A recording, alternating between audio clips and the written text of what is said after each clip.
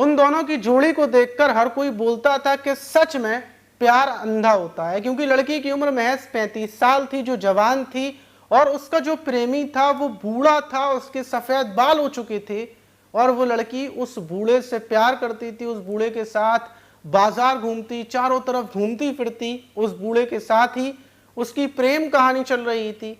हर किसी को यही लगने लगा था कि सच में प्यार अंधा होता है। लेकिन कुछ वक्त गुजरता है, और कुछ वक्त गुजरने के बाद उस बूढ़े को बेरहमी से मौत के घाट उतारा जाता है, और उसके बाद उसकी लाश को जलाकर राख कर दिया जाता है। और करने वाली कोई और नहीं, वही 35 साल की उसकी जवान प्रेमिका थी, खूबसूरत प्रेमिका, जिस पर बूढ़ा मरता था। जब प्रेमिका को पुलिस पकड़ती है, पहली बात तो पुलिस के हाथ नहीं आ रही थी प्रेमिका 15 दिनों तक, लेकिन जब पुलिस पकड़ती है प्रेमिका को, तो प्रेमिका बोलती है कि मैं उसकी हत्या करने के लिए ही उससे प्यार करती थी। और जो कहानी वो बताती है, वो सुनकर और प्रेम कहानी की शुरुआत से लेकर आखिर तक सुनकर आपको यकीन हो जाएगा कि इस दुनिया में बिना मतलब के कोई भी चीज नहीं है, और प्यार नाम की तो खासकर कोई चीज नहीं है। तो चलते हैं और जानते हैं पूरी घटना शुरू से लेकर आखिर तक। तो दोस्तों, मेरा नाम माज है। उम्मीद है कि आप सब अच्छे होंगे, सुरक्षित होंगे। और इस वीडियो के आखिर में मैं उन लोगों के कमेंट्स को पढ़ूंगा जिन लोगों ने कमेंट्स किए हैं। अगर आप भी चाहते हैं कि मैं आपके नाम लूँ, आपके कमेंट्स को पढ़ूं, तो कोई भी सवाल या फिर आप कहाँ से मेरी वीडियोस को देखते हैं, जल्दी से नीचे कमेंट्स कर दें, आपके नाम को मैं पढ़ूंगा अभी। तो आज की जो घटना है वो मध्य प्रदेश की है। मध्य प्रदेश का निवाड़ी जिला है, और वहीं का एक वानगाय हाईवे है। वहां से ढेर सारी गाड़ियां 7 अक्टूबर को निकल रही थी कि उसी बीच पुलिस के पास, जो वानगाय हाईवे है, वहीं थाने की पुलिस के पास फोन आता है कि वानगाय हाईवे के पास ही एक बॉम्ब पड़ा हुआ है, बॉम्ब छिपा हुआ है। अब पुलिस को जब ये सूचना मिलती है, पुलिस चारों तरफ ढूंढने में लग जाती है, सर्च ऑपरेशन चलाती है कि आखिर ये खबर किसने दी बॉम्ब की। चारों तरफ पुलिस ढूंढती फिर रही थी, और जो वानगाय हाईवे है उसके बराबर में जो जंगल थे वहां भी ढूंढ रही थी, लेकिन बॉम्ब पुलिस को कहीं नहीं मिलता।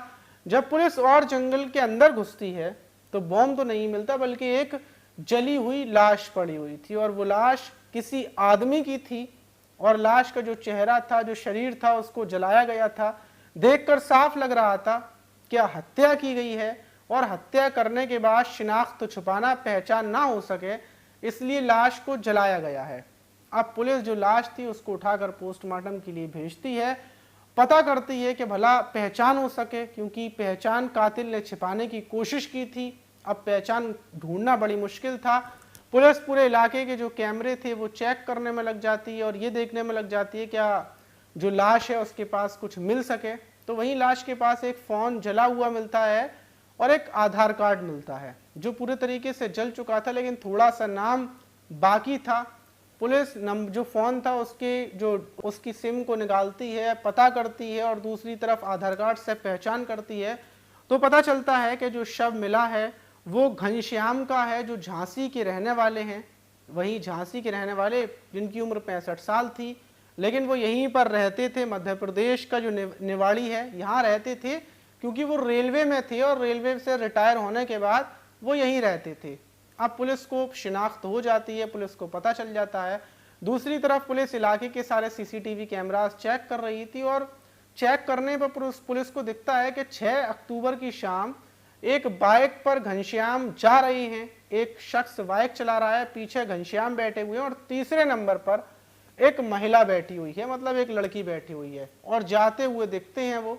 लेकिन आगे के जब पुलिस कैमरे देखती है तो सिर्फ जो बाइक लड़का चला रहा था वो दिखता है, और महिला दिखती है। मतलब इन लोगों ने ही घनश्याम की हत्या की है। पुलिस बाइक के नंबर से और जो लास्ट कॉल डिटेल्स थी सिम के आधार पर पता करती है, जांच पड़ताल करने में लग जाती है, क्योंकि घनश्याम का नंबर पुलिस को मिल जाता है।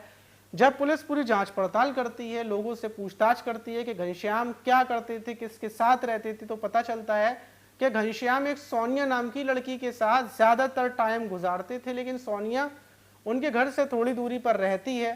सोनिया की उम्र 35 साल है। जब सोनिया का फोटो दिखाया जाता है और बाइक पर जो फोटो था उसको मिलाया जाता है, तो पुलिस पहचान जाती है कि सोनिया वही है जो घनश्याम के साथ लास्ट टाइम बाइक पर थी।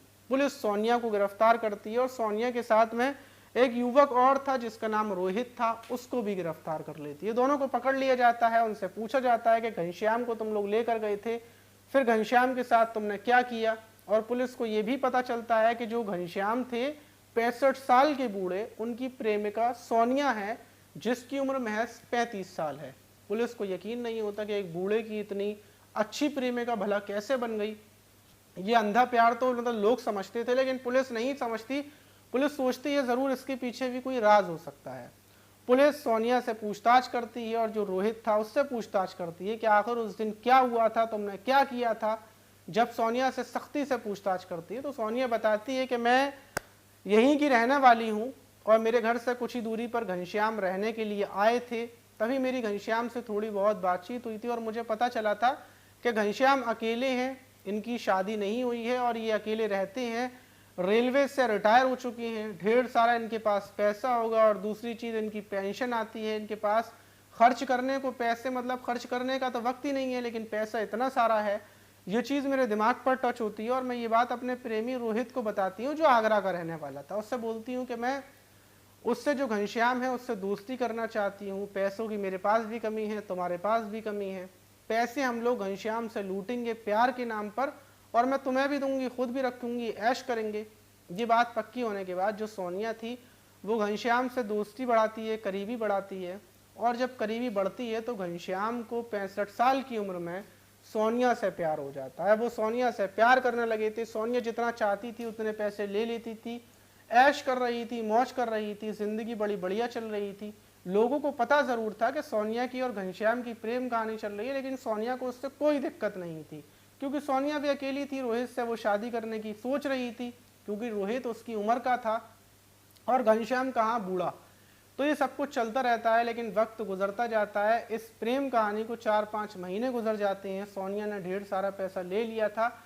अब जो घनश्याम थे जो वो सोनिया से बोलते हैं कि मैं तुमसे शादी करना चाहता हूँ, अगर तुम मुझसे शादी नहीं करोगी तो तुम मुझसे दूरी बना लो, वरना मुझसे शादी करनी है तो मेरे साथ रहो मेरे घर पर, बस ये फाइनल है। मैं ऐसा नहीं चाहता कि तुम आओ चली जाओ, तुम्हारी हर ज़रूरत को मैं पूरा करता हूँ, तो अगर तुम मुझसे चाहती हो तो शादी करना तो बताओ। अब सोनिया फंस जाती है। सोनिया ये बात रोहित को बताती है तो रोहित बोलता है कि शादी तो तुम मुझसे नहीं कर सकती, अगर पीछे छुड़ा लोगी तो हमें पैसे मिलना बंद हो जाएंगे।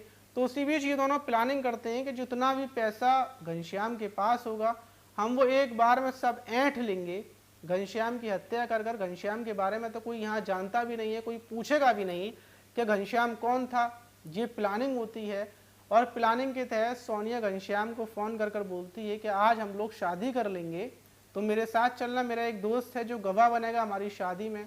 घनश्याम खुश हो जाता है और 6 अक्टूबर को ये लोग बाइक से घनश्याम को लेकर पहुंचते हैं। शादी की सोच कर घनश्याम बैठा था। घनश्याम को नहीं पता था कि जिस प्रेमिका के साथ वो जा रहा है वही प्रेमिका घनश्याम को मौत के घाट उतार देगी, लेकिन सोनिया की प्लानिंग थी।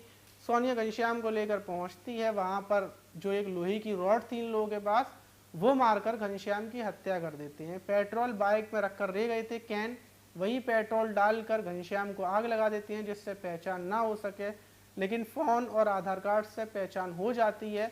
और हत्या करने के बाद ये घनश्याम के घर आते हैं, जितना भी सामान था उसको लूट लेते हैं, पैसे लूट लेते हैं। घनश्याम की पेंशन पर भी इसकी नज़र थी सोनिया की, क्योंकि इसने सारे डॉक्यूमेंट्स अपने नाम करवा लिए थे घनश्याम से। पूरी प्लानिंग इसने बड़े अच्छे तरीके से की थी, लेकिन आधार कार्ड और फ़ोन की वजह से ये पकड़ी गई। और कातिल कितना भी शातिर हो, कोई ना कोई ऐसी गलती कर देता है जिसकी वजह से पकड़ा जाता है। आप देख सकते हैं आप क्या घनश्याम को पता भी नहीं होगी कि उसके साथ इतना बड़ा गेम खेल दिया गया। आप इस घटना पर क्या बोलेंगे कमेंट बॉक्स में ज़रूर बताइएगा। अब बात करते हैं उन लोगों की जिन लोगों ने इससे पहले वाली वीडियोस में कमेंट्स किए हैं, तो उनके कमेंट्स को पढ़ते हैं। तो देखिए पहला कमेंट है, भाई बहुत अच्छे से कहानी सुनाते हो, शानदार। मेरा नाम ललित कुमार सैनी है, हापुड़ उत्तर प्रदेश से हूँ। शुक्रिया भाई। और ये कमेंट किया है सना खान ने, ये बोल रही है किसी ने भी आपको याद नहीं किया, आप गलतफहमी में हैं भाईजान। तो शुक्रिया कि आपने मुझे बताया कि मुझे कोई याद नहीं करता। और वैसे भी आज के टाइम में कोई किसी को याद नहीं करता, लोग मर जाते हैं उनको याद नहीं करते। मैं तो ज़िंदा हूँ, अगर मेरी वीडियोस नहीं आएंगी 2-3 दिन तो इन यूट्यूब पर ढेर सारे वीडियोस पड़े हुए हैं, आप वो देख सकते हैं। और मेरी वीडियोस में कोई ख़ास ऐसा नहीं होता कि आप लोग याद करें। तो आगे बढ़ते हैं। और ये बोल रहे हैं अशरफ सैफ़ी, ये बोल रहे हैं अस्सलाम वालेकुम माज भाई, हम आपका वीडियोस देखते हैं और हम नेपाल से हैं। अच्छा भाई, शुक्रिया कि आप मेरा वीडियोस देखते हैं। और एमडी समद बोल रहे हैं अस्सलाम वालेकुम भाई, आपसे बात करनी है। तो भाई आप लोग अगर कोई बात करना चाहता है तो नीचे मेरी इंस्टाग्राम आईडी चल रही है, इस पर आएँ, इंस्टाग्राम पर ढेर सारी हम लोग बातें करेंगे। और ये फारूक कादरी बोल रहे हैं मैं छत्तीसगढ़ से हूँ, मेरा नाम ज़रूर लेना। तो फारूक भाई मैंने आपका नाम ले दिया है। स्माइलिंग व्यवहार बोल रहे हैं अस्सलाम वालेकुम माज भाई, कैसे हो, बिग फैन भाईजान। और स्माइलिंग भाई व्यवहार, मैं भी आपका बिग फैन हो चुका हूँ क्योंकि सबसे पहले आपका कमेंट्स आता है। और मिस यू भाई, ये बोल रहे हैं आदिल शेख, मिस यू भाई, मिस यू टू आदिल भाई। 2B4 बोल रहे हैं भाई मुझे बहुत दिन के बाद आपके दर्शन हुए हैं। मैं तो रोज़ वीडियो डालता हूँ, शायद आपके पास नोटिफिकेशन नहीं आ पाती होगी भाई। सैयद अमीर खान बोल रहे हैं अस्सलाम वालेकुम माज भाई। वालेकुम अस्सलाम सैयद भाई। अरशद बोल रहे हैं मैं यूपी बस्ती से हूँ, आपका वीडियोस देखता हूँ, आपने मेरा कभी नाम नहीं लिया है। तो भाई अरशद भाई मैंने आपका नाम ले दिया है। और ये बोल रहे हैं Sonu Yadav, I love you Maaz भैया, I love you too Sonu भैया। और मैंने आप लोगों के कमेंट्स फ़ौरन लाइक भी कर रहा हूँ, जिसका मैं कमेंट्स देख रहा हूँ उसके कमेंट्स को लाइक भी कर रहा हूँ। तो जल्दी से आप भी नीचे जाएं, आप भी कमेंट्स कर दें, आपका भी कमेंट्स मैं पढ़ूंगा। और ये बोल रहे हैं मेरा नाम ज़रूर लेना, मेरा नाम अजीत कुमार है, आगरा से हूँ। और सत्यनारायण भाई बोल रहे हैं मेरा मोबाइल ख़राब हो गया था, इस वजह से वीडियो नहीं देख पा रहा था माज भाई। तो सत्यनारायण भाई आपके फ़ोन को क्या हो गया था कि दोबारा से आपका फ़ोन ख़राब हो गया? 4 दिन से आपका कोई कमेंट्स नहीं आया है। अगर आपके कमेंट्स, आप लोगों में से किसी ने कमेंट्स नहीं किया है तो जल्दी से नीचे जाएँ, कमेंट्स कर दें। अगली वीडियो में मैं आपके कमेंट्स को पढ़ूंगा और आज की जो घटना है उस पर क्या बोलना चाहेंगे। क्या इस टाइम पर क्या कोई सच में प्यार करता है या सिर्फ मतलब की दुनिया है, टाइम पास की दुनिया है? आप कमेंट बॉक्स में ज़रूर बताइएगा। मिलते हैं किसी और वीडियो में।